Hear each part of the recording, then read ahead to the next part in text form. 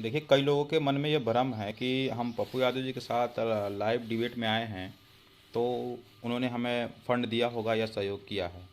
उन्होंने हमें किसी प्रकार से रिव्यू में कोई फंड नहीं दिया है। उनके एओआर को ज़रूरत थी, हमारे एओआर की। उसके लिए उन्होंने 20,000 का फंड पे किया था, जिसकी सूचना हमने उनको दे दी थी। और इसके अतिरिक्त रिव्यू में चाहे सीनियर उतारना हो, चाहे उसमें आगे गतिविधि करना हो, उसके लिए उनके द्वारा कोई फंड, कोई मदद नहीं की गई है।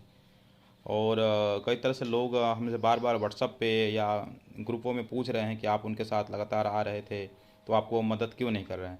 अब किसी के दिल में हम घुसे तो थे नहीं कि वो क्या करने वाला है और क्या उसकी प्लानिंग है। तो इसलिए हम आपसे यह कहना चाहेंगे कि उनके द्वारा जो जिस वीडियो में भी हम आए हैं, उनके द्वारा किसी प्रकार की कोई फंडिंग नहीं की गई है। सिर्फ हमारे एओआर को उन्होंने 1 या 2 दिन के लिए अपने रेट को तैयार करने के लिए मदद ली थी।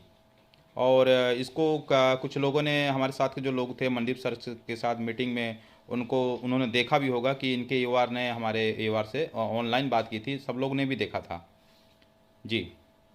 और इसीलिए आप लोग को लग रहा है कि हमने कोई फंडिंग ली है, तो वह गलत है। अगर कोई कह रहा है कि हमने दिया है तो मुझे प्रूफ दे दे, और जितना भी उसने फंडिंग दिया होगा वो उतना पैसा हम खुद लगाएंगे। इससे ज़्यादा तो मैं आप लोगों से कुछ कह नहीं सकता। और रही बात रिव्यू की, तो रिव्यू को लगाने के लिए हमने किसी राज्य से कोई फंड नहीं लिया था, केवल हमने उत्तराखंड से मदद ली थी। हम लोग सिर्फ 63 लोग हैं, उन्होंने अपना चंदा वगैरह लगा करके रिव्यू दाखिल किया था। अब उसके आगे जो उसमें कार्रवाई होनी है, हम सक्षम हैं कि उसको हम कर लेंगे। लेकिन आप देख लीजिए कि सबका नुकसान हो जाएगा उसमें, अगर हम वो कार्रवाई कर देते हैं तो।